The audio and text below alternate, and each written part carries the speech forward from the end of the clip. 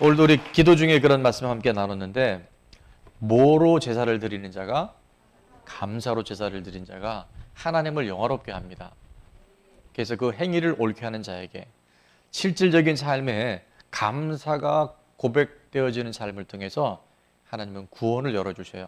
그 구원은 예샤라는 구원인데 번영하게 하시고 위기 가운데서 건져내 주시고 우리와 함께 하시는 은혜가 누구를 통해서? 감사하는 사람을 통해서 매일 매 순간마다 있게 되는 줄 믿습니다. 자, 우리 50일의 예배가 끝났는데 아직도 이어지고 있어요. 자, 오늘도 수많은 간증 중에 70명이 넘는 간증 중에 봄부터 소쩍새가 많이 울었어요.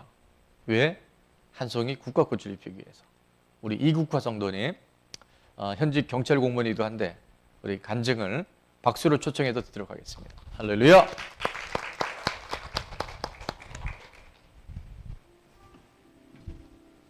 안녕하세요. 김남경 셀의 이국화 성도입니다.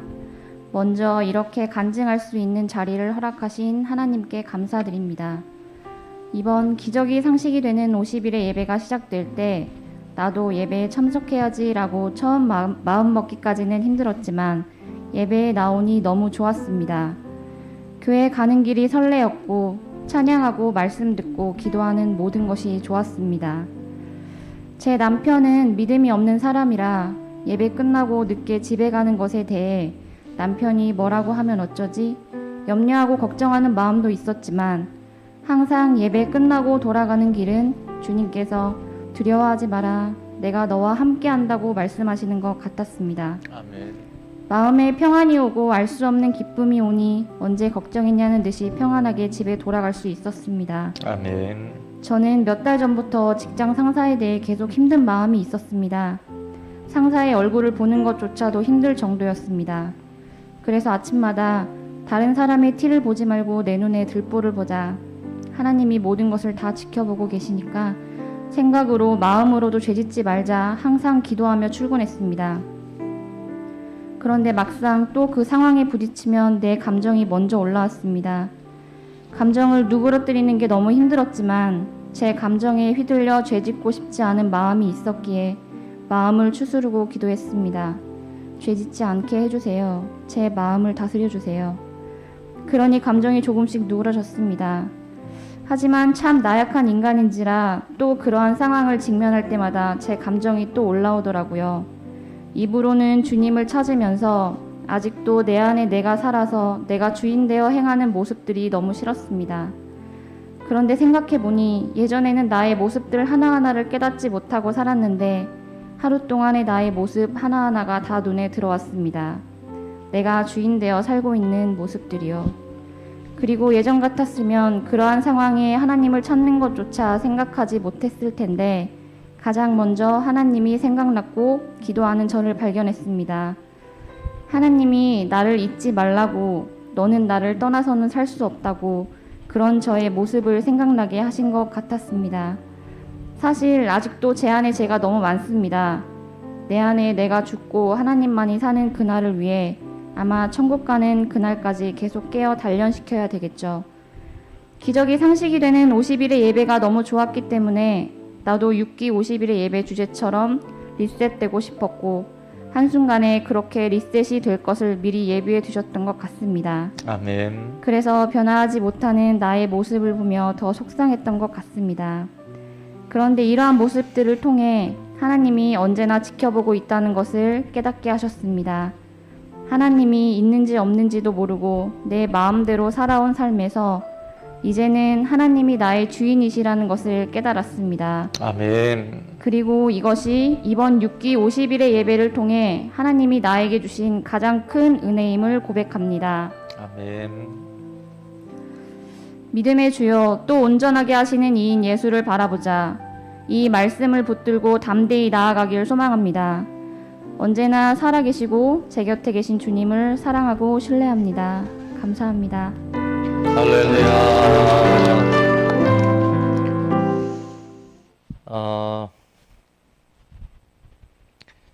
살아가면서 제일 중요한 게 하나가 바로 관계인 것 같아요.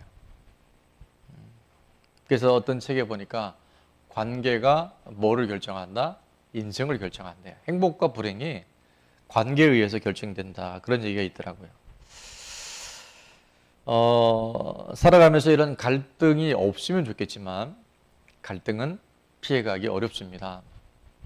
내 입안에 든 혀도요, 깨물릴 때가 있어요. 그런데 이 갈등 자체를 좋은 거라고 얘기하기는 어렵겠지만 그럼에도 그 갈등의 관계를 통해서 오늘 성도님이 귀한 간증 안에 이런 게 있죠. 전에는 사람이 보였고 또 어떤 사건이 보였다고 한다면 이제 정말 하나님이 누구인지를 알아가면서 내 인생의 주인이 누구인지가 분명해지면서 달라지는 게 있어요. 나를 보게 돼요. 그래서 때로는 상대방 속에 있는 나의 모습, 더 큰 은혜가 있습니다. 그건 뭐냐면 하나님이 보시는 나, 하나님은 나를 지금 이걸 어떻게 보실까?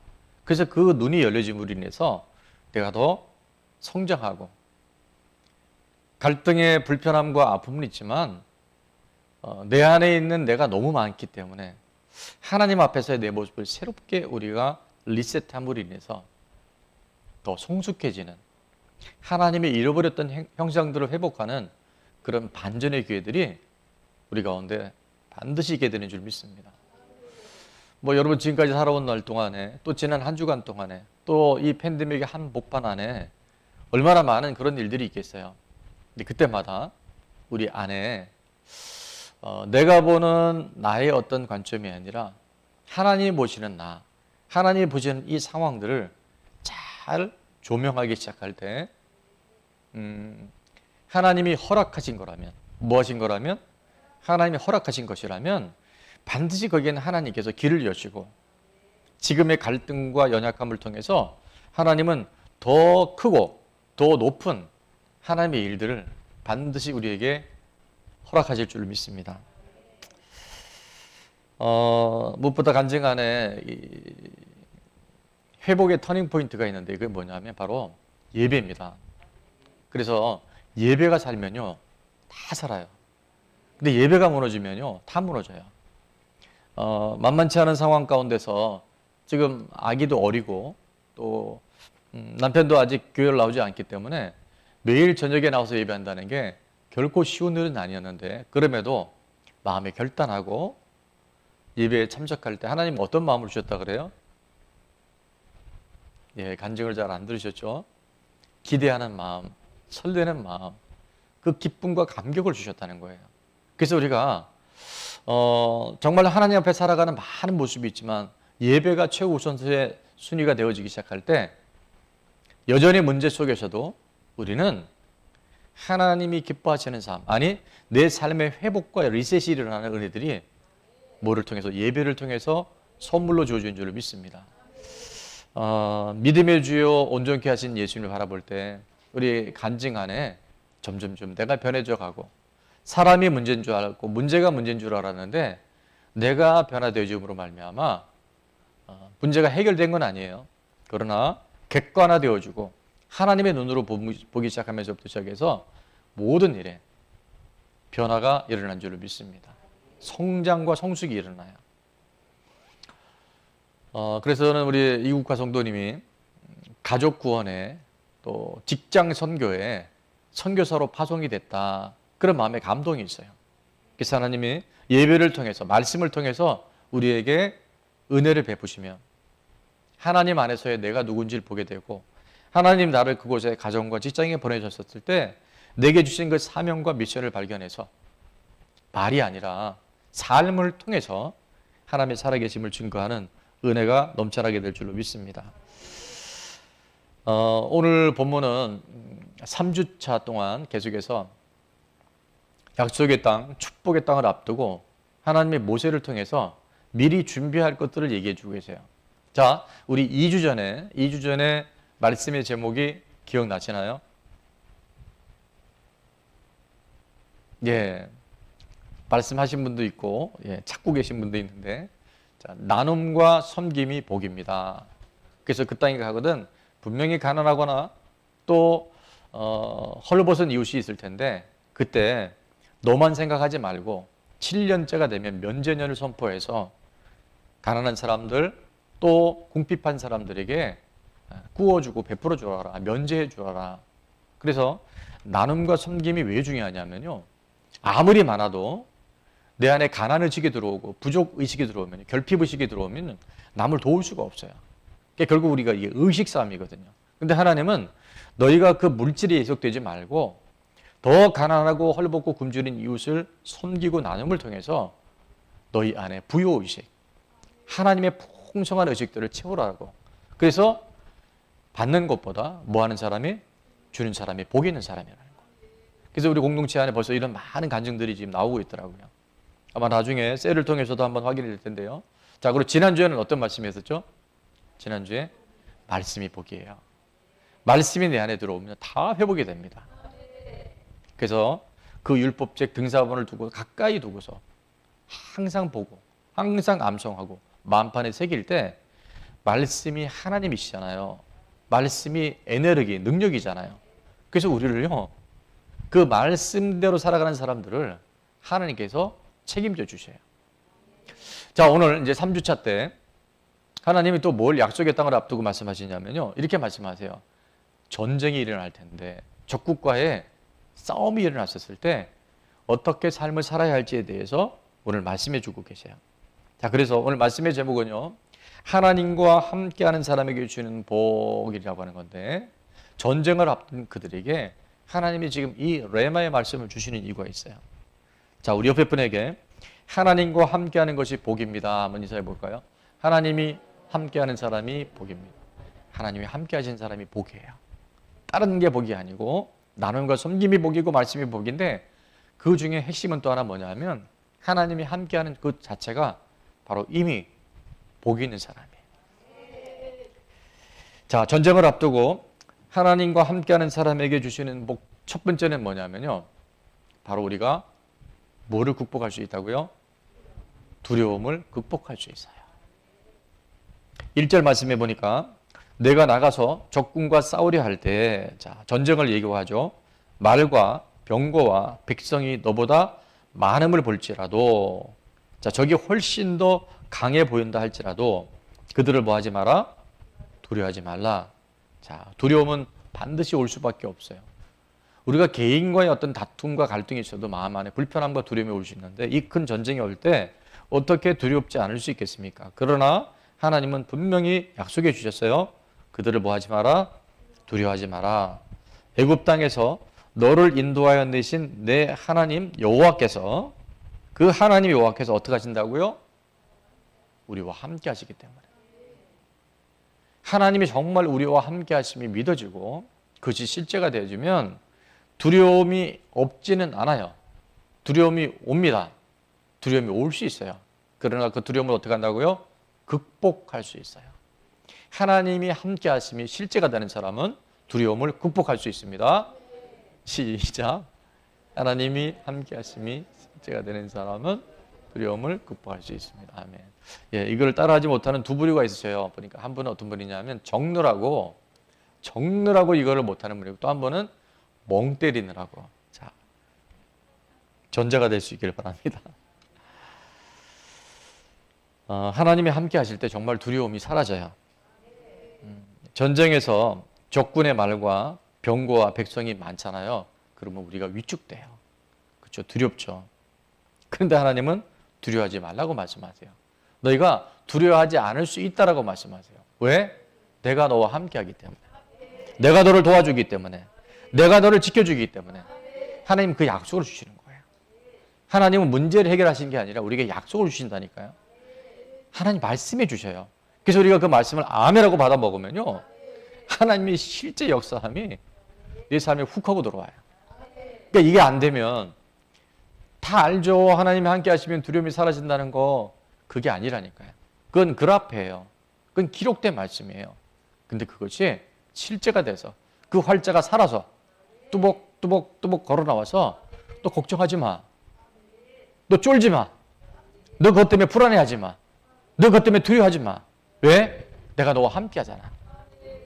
내가 너를 살려줬고 너를 지켜줬고 그 물 가운데 불 가운데도 내가 사르지 않도록, 침몰되지 않도록 내가 나의 의로운 손으로 너를 붙들어 줬잖아. 내가 너와 함께 두려워하지 않아도 돼 라고 말씀해 주시는 거예요. 아멘. 하나님이 함께 하심이 실제가 되잖아요. 그럼 두려움이 사라져요. 두려움의 반대말이 뭔지 아세요? 평안. 맞아요. 근데 영적인 의미는 두려움의 반대말은요, 하나님이에요. 하나님과 동행하심이에요. 하나님이 계시면 두려움이 사라지잖아요. 여러분 지금 이 공간 안에 스위치를 다 끄면요, 저 밝은 태양이 밖에 뜨고 있지만 이 공간은 어떻게 깜깜해요. 왜 어둠이 찾아왔냐? 어둠에 대해서 여러분이 자꾸 묻고 어둠에 대해서 두려워하고 어둠에 대해서 무서워할 게 아니라 내 안에 빛이신, 내 안에 생명이신 하나님이 계시지 않음을 인하여 여러분이 빨리 터닝할 수 있길 바랍니다. 빛이 오면 뭐가 떠나간다고요? 어둠이 떠나가요. 하나님이 나와 함께 하심이 믿어지잖아요. 그럼 두려움이 사라져요. 두려움 때문에 여러분 연연해 하지 말고요, 내가 정말 하나님을 신뢰하고 있는지, 하나님을 내가 모시고 있는지, 지금 하나님이 나와 함께 하심을 내가 굳건하게 믿고 있는지, 그 부분을 확증하고 또 확증할 때 두려움은 저절로 떠나가고 극복하게 될 줄로 믿습니다. 봄, 여름, 가을, 겨울이 왜 오죠? 밤낮이 왜 오죠? 누가 막 빛을 막 비춰줘서, 누가 빛을 스위치를 꺼서 밤이 오고 낮이 오고 사계절이 있는 게 아니라 이 지구가 태양을 중심으로 자전과 공전을 하면서, 자, 지구가 태양으로부터 멀어지면 추위가 오고 혹한기가 옵니다. 가까워지면 더워져요. 낮은 이 지구가 태양을 향해서 정면을 볼 때, 우리가 지금 이 대한민국이 태양을 향해서 정면으로 보고 있을 때 낮이에요. 이게 자전을 해서 태양을 등지면 어떻게 돼요? 오늘 저녁에 밤이 옵니다. 단순한 자연의 원리인데도요, 우리 인생의 영적 원리도 똑같아요. 우리가 왜 밤이 오는 줄 아세요? 왜 인생에 어둠과 혹한기가 오는 줄 아세요? 마치 지구가 태양과의 거리와 그 방향에 의해서 현재적인 기후와 사계절이 밤낮이 구분되는 것처럼 하나님과의 관계에서 결정이 됩니다. 하나님과의 거리가 멀어지면요, 우리가 점점 추워져요. 점점 고독해져요. 불안해져요. 그런 하나님 가까이 갈수록 우리는 열정적인 사람으로 우리 삶이 변화되어져요. 하나님을 정면으로 보면요, 우리 인생에 어둠이 사라져버려요. 대낮에 이 광명의 빛이 우리에게 환하게 조명돼요. 근데 하나님을 옆으로 본다거나 하나님을 등지면 제 뒤에 그림자가 보여요. 어둠이 보여요. 여러분, 하나님은 한 번도 우리를 떠나신 적이 없고 하나님 한 번도 우리를 버리신 적이 없어요. 내가 하나님과의 관계가 지금 어떻게 되어 있는지, 내가 그 거리가 얼마나 멀고 가까운지, 내가 하나님을 정면으로 바라보고 항상 여호와를 내 앞에 모시며 살아가고 있는지, 믿음의 주요 우리를 온전케 하신 예수님을 바라보는지, 아니면 사람을 보고 세상을 보고 문제를 보면서 팬데믹을 보면서 나의 연약함을 보면서 인생이 왜 이렇게 어둡지? 왜 이렇게 인생이 무겁지? 왜 인생이 이렇게 고통스럽지? 여러분, 그렇게 탄식할 일이 아니라는 거예요. 오늘 지금까지 어떤 삶을 살아왔든지 우리가 하나님이 나와 함께 하시기에 그 어떤 불안과 두려움이라 할지라도 내가 주를 향하여 나의 낯빛을 들므로 인해서 우리의 모든 어둠과 우리의 모든 두려움들이 한 길로 왔다가 일곱 길로 사라지는 표적과 간증들이 있기를 주의 이름으로 축원합니다. 골리앗 앞에서도 두려워하지 않았던 다윗은요, 그 많은 사람들이 벌벌벌 떨었잖아요. 골리앗 앞에서 숨도 못 쉬었었어요. 그때 다윗은 분명히 얘기합니다. 골리앗을 향해서 너는 칼과 창과 단창을 갖고 내게 나오거니와 나는 만군의 여호와의 이름으로 내게 나가노라. 물맷돌을 딱 던지자마자 5개 갖고 나갔는데 4개는 필요도 없었어요. 한 방에 그 3m나 된 거구 골리앗이 마치 총을 쏜 것처럼 관전월이 정확하게 맞고 그 거구가 한 방에 떨어져 버려요. 오늘 우리가 할 수 있는 한계가 있지만 하나님이 나와 함께 하시고 만군의 여호와의 이름으로 살아가는 모든 사람들에게는요, 하나님의 강력한 무기를 주셔요. 내가 할 수 없는, 내가 상상할 수 없는 영역들, 하나님께서 내가 할 수 있는 그 순종함을 통해서, 하나님을 인정함을 통해서 하나님의 무제한적인 능력을 우리에게 쏟아부으신 줄 믿습니다. 매 순간마다 다윗이 고백했던 게 있었어요. 가장 힘들 때 지었던 시라고 말하는 시편 23편 1절. 아마 믿는 사람이라고 한다면 거의 암송을 하든지 수십 번, 수백 번 들어본 구절일 거예요. 우리 한번 믿음으로 선포해 볼까요? 다윗처럼. 시작. 여호와는 나의 목자시니 내게 부족함이 없으리로다. 아멘. 하나님이 내 인생의 목자가 되시고, 그들은 농경사회가 아니라 목축사회에 살았기 때문에요. 양은 목자만 있으면 다 해결됩니다. 하나님이 내 인생의 목자가 되시고 나는 양에 불과하기 때문에 하나님이 내 인생의 주인 되시고 목자가 되시면 내 인생에 많은 문제가 생기고 결핍이 생기고 위기가 올지라도 나는 no problem, 부족함이 없다라고 고백하는 거예요. 여러분, 이게 그냥 귀로만 들리면요, 여러분이 그 정도밖에 안 돼. 근데 정말 그 하나님이 내 생명의 주관자시고 우리 인생의 주인이 분명해지잖아요. 그러면 부족함이 있는데 그 부족함이 보이는 것이 아니라 하나님의 넉넉함이 보여요. 하나님의 공급하심이 보여요. 그래서 그런 사람은 이 현실의 삶을 뚫고 나가버린다고요. 제가 이따가 결론에 말씀드리겠지만 세상에서 성공하는 사람들을 보니까요, 이게 대기권에서 살지 않고 성층권으로 올라가 버려요. 저는 다윗이 그런 삶을 살았던 것처럼, 요셉이 그런 사람을 살았던 것처럼, 믿음의 수많은 선진들이 이 영역을 돌파했던 것처럼, 오늘 팬데믹 한복판에서 가장 위기 가운데 들여지는 예배에 나와 있는 우리 좋은 나무 식구들 안에, 영상으로 예배하는 모든 분들 안에 이 돌파의 능력이 나의 스토리, 나의 간증이 될 수 있기를 주의 이름으로 축원합니다. 자, 어떻게 다윗이 그것이 가능했을까? 그리고 다윗이 그 두려움을 어떻게 극복했을까를 우리에게 분명히 말씀해 주시는데, 자, 시편 23편 4절에 보니까 다윗이 이런 고백을 합니다. 아마 이것은 사울 왕이 죽이려 오려 할 때일 수도 있고, 아들 압살롬이 자기를 죽이려 할 때 신발도 신지 못하고 왕궁에 도망갈 때일 수도 있는데, 그때 다윗의 놀라운 고백이 우리에게 있어요. 내가 사망의 음침한 골짜기로 다닐지라도 정말 죽을 것 같은 거예요. 숨이 안 쉬어지는 거예요. 정말 이제는 아무 소망이 없다고 하는 그 순간을 할지라도 해를 뭐하지 않는다고요? 두려워하지 않아요. 왜 그럴까? 왜 두려워하지 않을까? 정신 나갔나, 이 사람? 갑자기 문제가 해결됐나? 아니요. 그대로 있어요. 그 위기는 여전히 공존하고 있어요. 그런데 다윗의 놀라운 고백, 우리가 알지만 저는 이 고백이 저의 고백이 될 수 있길 바랍니다. 여러분의 믿음의 선포가 될 수 있길 바랍니다. 뭐라고 말해요? 주께서 다 같이 시작. 주께서 나와 함께 하시니라. 아멘. 주께서 나와 함께 하신다는 거예요. 하나님 그 진정성을 알고 계신 거예요. 아, 이 내 다윗은 진짜 나를 믿고 있구나. 내가 함께하는 걸 인정하고 있구나. 그러니까 어떻게 돼요? 주의 지팡이와 막대기가 나를 안위하시는 게 보여요. 골리앗 앞에서 두려워하지 않아요. 현실은 그들의 현실이에요. 나를 죽일 것처럼 달려들어오는 그런 절박감 속에서, 사망의 음침한 골짜기 속에서도 하나님이 나와 함께 하시니까, 아니 나와 함께 하심을 내가 믿고 신뢰하니까 뭐가 사라져요? 두려움이 사라져요. 하나님의 보호하심의 손길이 보이기 시작하는 거예요.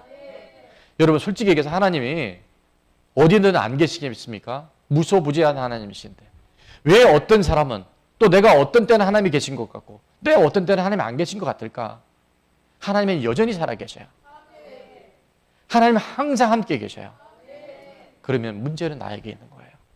내가 문제가 너무 커서 두려움이 보여지니까, 두려움 가운데 내가 사로잡히니까 하나님이 보이지 않았다고 한다면 이제 다윗처럼 여호와는 나의 목자시니까, 여호와가 나의 생명의 빛이니까, 그분이 나의 구원의 능력이시니까 딱 하고 마음에 그분을 실제 주인으로 모시면 지금의 모든 현장들이요, 주의 지팡이와 막대기가 나를 안위하시기 때문에 원수의 목전에도 상을 차려주신 하나님, 놀라운 하나님의 개선가로 영광 돌리게 될 줄 믿습니다.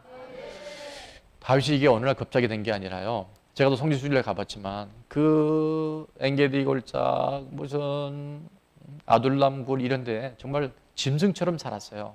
근데 그때도 항상 다윗은요, 얼마나 처절하고 얼마나 마음 상하고 잘못한 게 없었단 말이에요.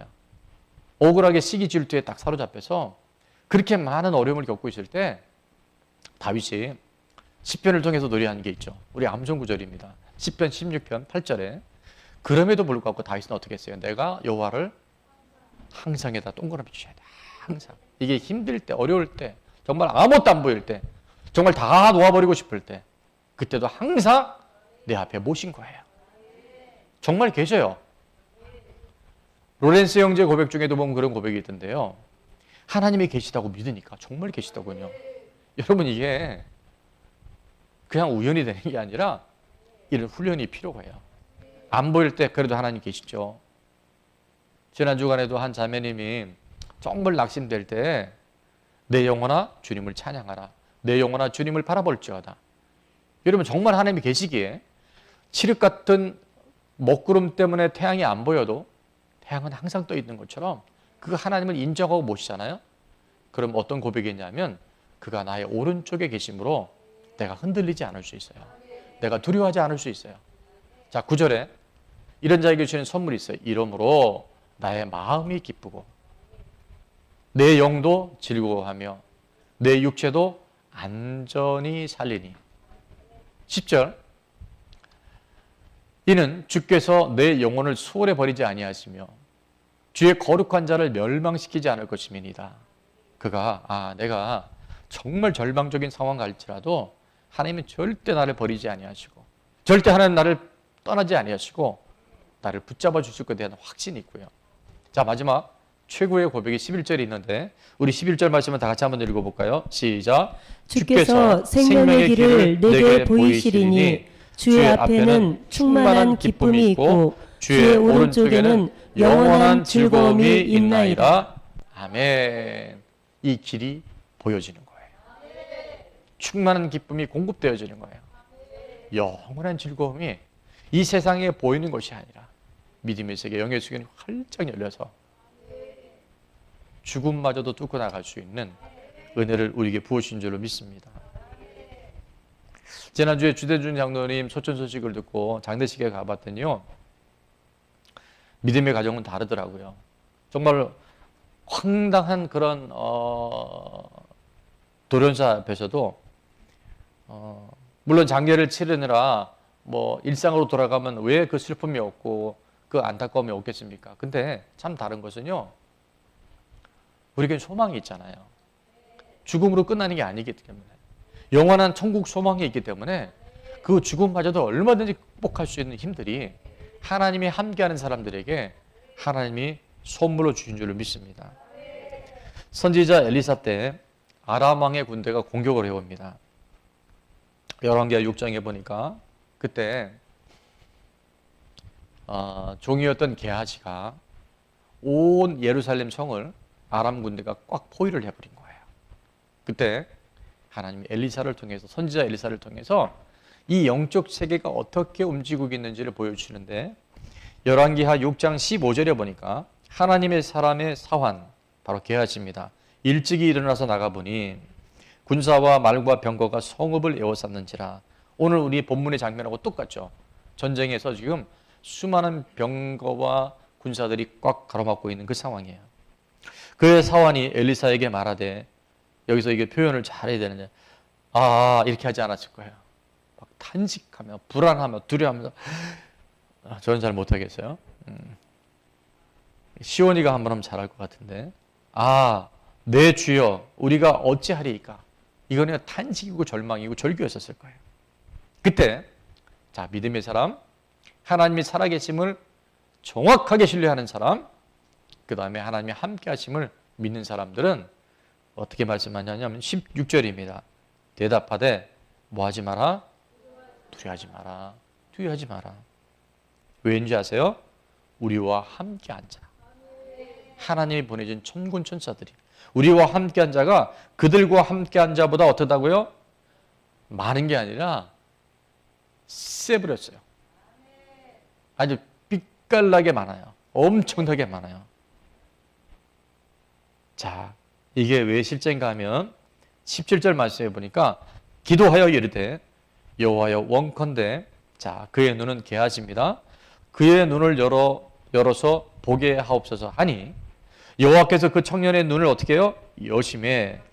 그가 보니, 자, 믿음의 눈이 열리고 영의 눈이 열리고 보니까 군사와 말과 병거가 꽉 찬 줄 알았는데 이제 믿음의 눈을 열고 딱 보니까 뭐가요? 불말과 불병거가 산에 가득한 거예요. 하나님이 함께 하시고 하나님이 보내신 천군 천사가 눈에 보이는 이상의 그 지극히 작은 자들과 비교할 수 없을 만큼 하나님의 큰 능력이, 하나님이 함께 하심이 우리와 늘 있게 되는 줄 믿습니다. 주님, 우리의 눈을 열어주옵소서. 우리의 믿음을 열어주옵소서. 그래서 하나님이 함께 하시며 하나님이 돕는 천사들을 통해서 불말과 불병거로 이 나라 이 민족을 지키시고 우리 교회를 보호하시고 여러분의 가정과 여러분의 개인을 늘 안위하시는 그 하나님을 보게 하여 주옵소서. 여러분, 두려움은 인생의 모든 문제의 뿌리입니다. 우리가 많은 일들, 염려도 오고 근심도 오고 뭐 시기질투, 판단, 정죄, 자책 이런 게 올 수 있는데 그 마지막 가보면 바로 두려움이 와요. 그런데 정말 하나님이 살아계심이 내 삶에 실제가 되는 사람들 안에는 그 두려움을 통해서 하나님 가까이 가고, 아까 얘기했잖아요. 지구가 태양에서 거리가 멀거나 방향이나 각도가 잘못되면 어둠과 추위가 밤이 오는 것처럼 하나님과의 관계가 회복되어지면 두려움은 오히려 그 두려움 때문에 하나님을 더 가까이 보실 수 있는, 하나님을 새롭게 경험할 수 있는 반전의 기회가 되는 줄로 믿습니다.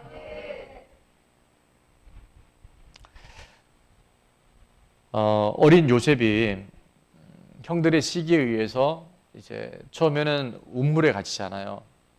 제가 성경을 한번 읽을 때 다행히 그 우물이 물이 없게 이제 살아나긴 했는데 여러분, 그 우물 속에서 그 밤에 얼마나 요셉이 두려웠을까요? 얼마나 무서웠을까요?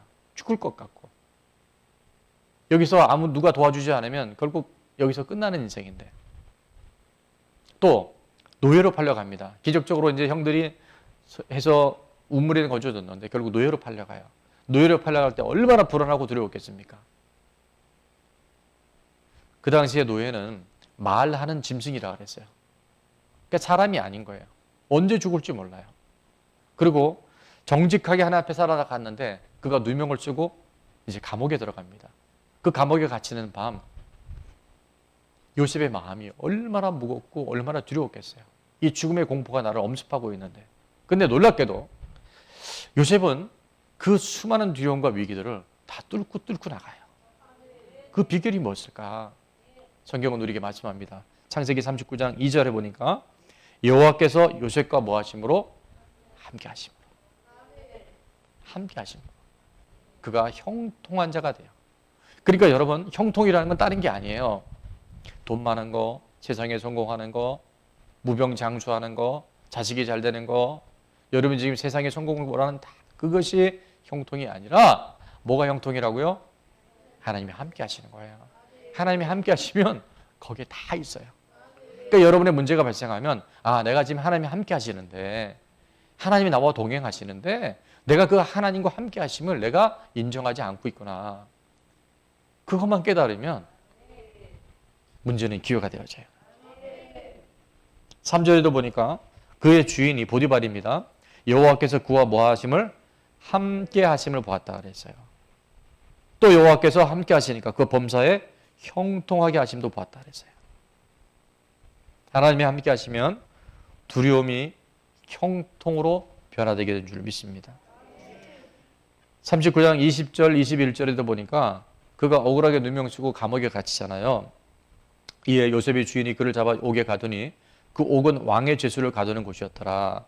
요셉이 옥에 갇혔으나, 자, 이 얼마나 두려움이 왔겠어요. 왕의 시위대, 왕의 그 친위대가 갇히는 곳이니까 여기는 언제 누가 이 종 하나 죽여도 아무 관계없는 그때. 오늘 21절에 보니까 여호와께서 요셉과 뭐 하셨다고요? 함께 하시니까 인자를 더하여 주시고 간수장에게 은혜를 받게 하여 주셔서 23절에 보니까 간수장은 그의 손에 맡긴 것을 무엇인지 살펴보지 아니하였으니 이는 여호와께서 요셉과 뭐 하셨다고요? 함께 하셨어요. 여러분 늘 함께 하셔요. 누구든지 함께 하셔요. 근데 요셉은 정말 그 함께 하시는 사람을, 그 하나님을, 하나님이 나와 함께 하심을 위기 때마다, 절망적인 순간 때마다 그는 믿음으로 취하고 믿음으로 바라보고 믿음으로 생각하고, 아, 하나님 나 보고 계시지. 하나님 다 알고 계시지. 하나님이 모든 것의 해결자가 되시지. 그럴 때요, 끊임없이 하나님이 형통케 하시는, 오늘 하반절에 보니까 이는 여호와께서 그와 함께 하심이라. 여호와께서 그를 범사에 어떻게 한다고요? 형통하게 하셨더라. 우리 옆에 분에게 인사합니다. 형통한 사람이 됩시다. 예, 형통한 사람은요, 하나님이 함께 하시면 형통해지는 거예요. 그 두려움이 변하여 내 기도 되었고, 전날의 한숨 변하여 내 노래 되어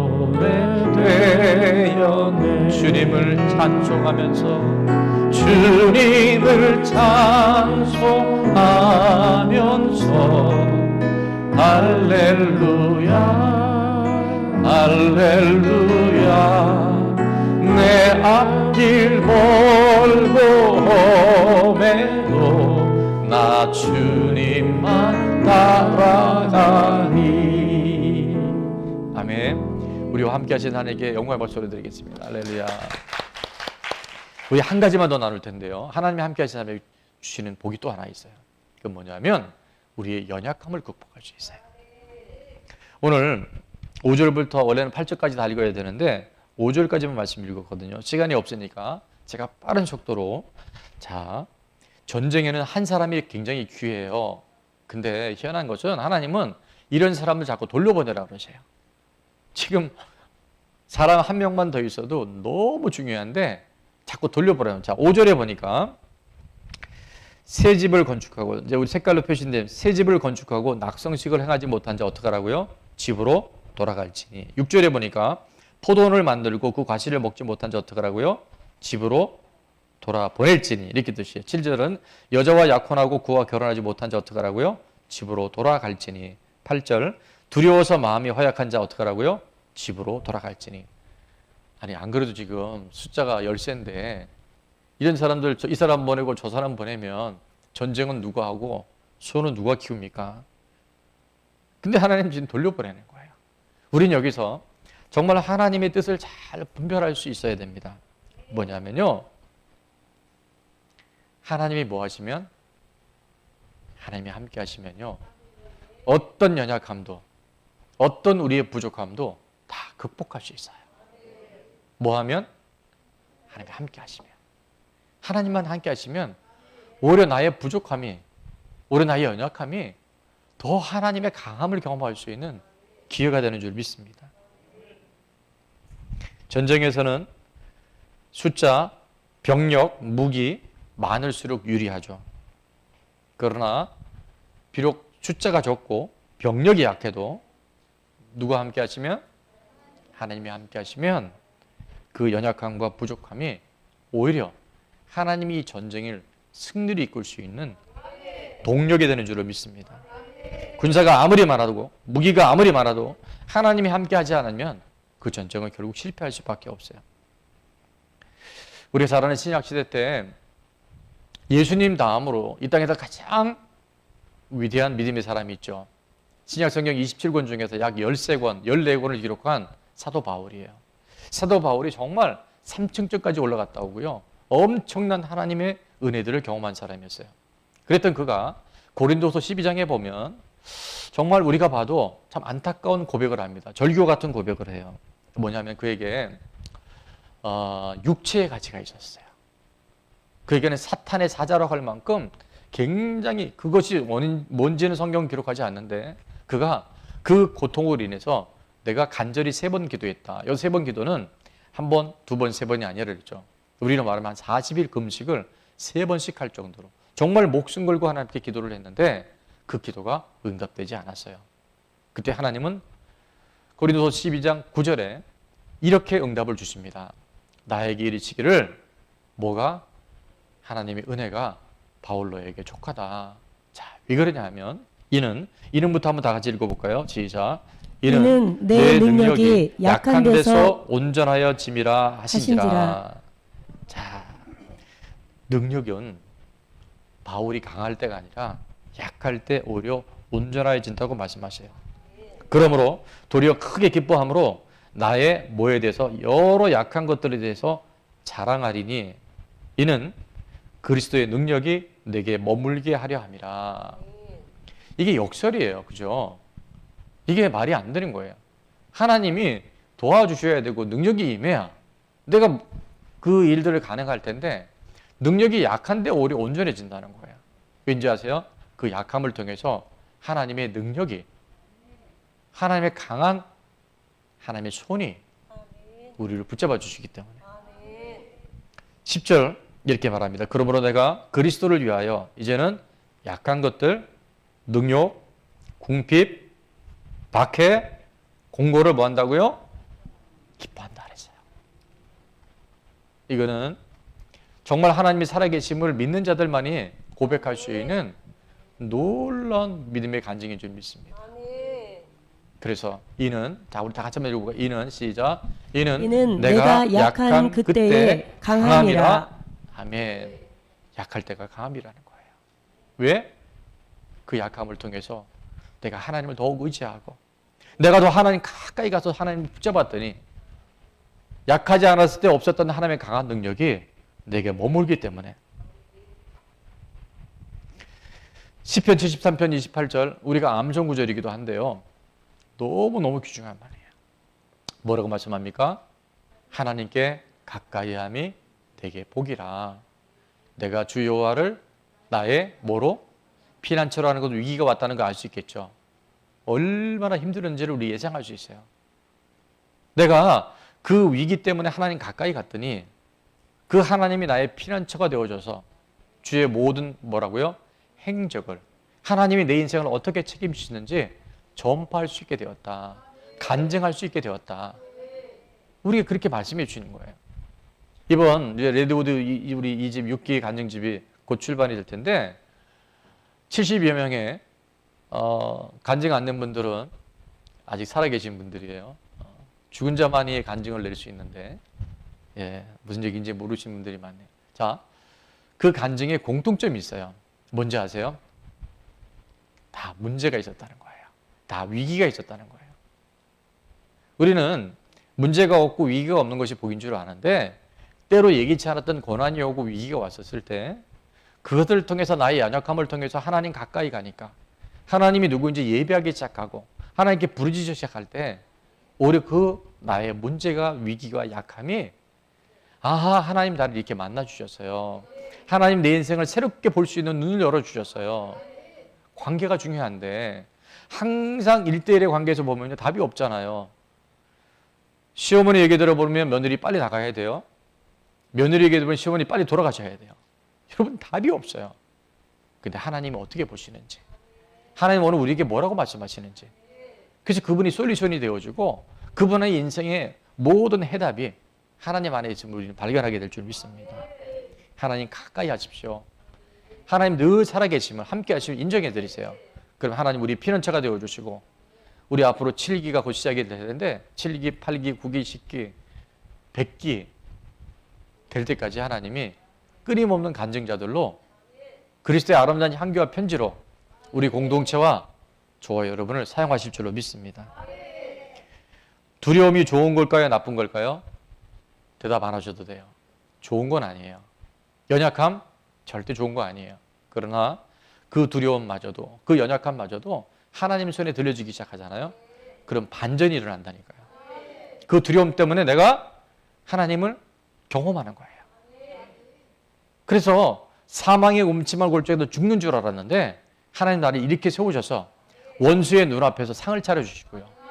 영원한 하나님 나라 내가 여호와의 집에 영원토록 거하는 구원의 역사들이 이 땅에서 허락되어진다는 거예요. 그 약함 때문에 하나님의 강함을 경험하니까 이제 그 약함을 자랑할 수 있는 사람으로 우리를 계속 터닝시켜 주시는 거예요. 제가 지난번 실업인 선교에서 이 말씀을 나눴는데 일본에 경영의 신이라고 하는 사람이 있어요. 내셔널 그룹.